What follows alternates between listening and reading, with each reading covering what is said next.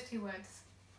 The words were few, only two to be precise, but the build-up to those words had spanned my whole life, and I practiced the words inside my head. Over and over they played, echoing around feelings of fear, anxiety and dread. But what if I'm condemned to live in this misery? What if hidden is who I'm supposed to be, and here I condense those years into a verse. From a child around me, a single narrative I heard. Boyfriend, engagement, house and a wedding dress. A confusion nestled inside my very bones. Years of anxiety, feeling different, alone. Like there was something wrong with me. Fighting to understand how to feel free in a world where being myself didn't feel like a possibility. And as a teenager, I finally began to explore all those thoughts and feelings that I'd always had but squashed down before. But with nowhere left to run and nowhere left to hide, the pain turned inwards and I wore it on my outsides. And I reached a point where I knew coming out was what I needed to do. And why put yourself through this, some might say. Just don't say anything. Carry on this way.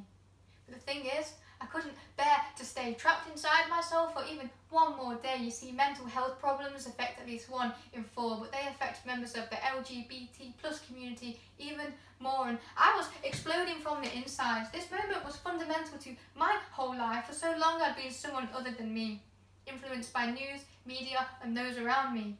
Someone other than the person that I was supposed to be. I was living a double life that only I could see, and I was scared. But the fear of staying trapped outweighed the fear of things not staying the same. I was scared those 2 little words made of just 5 letters would change things forever.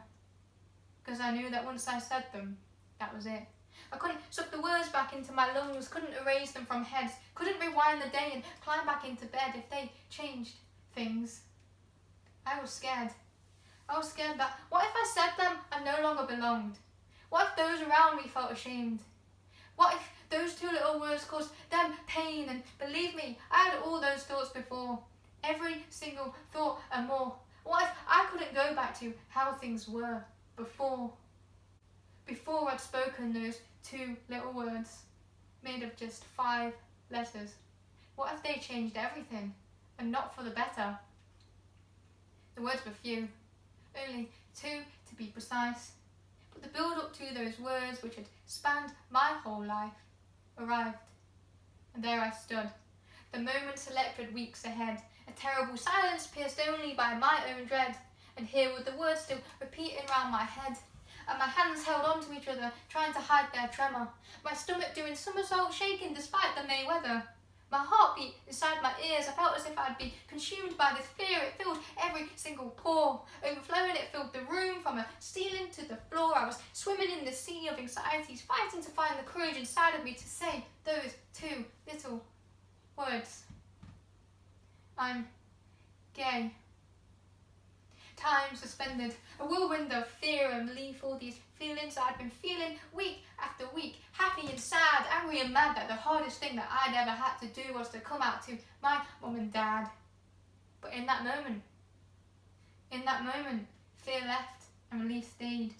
I felt the anxiety begin to drain away, plug those 2 little words, I'm gay, and now people ask, when did you come out? And I don't.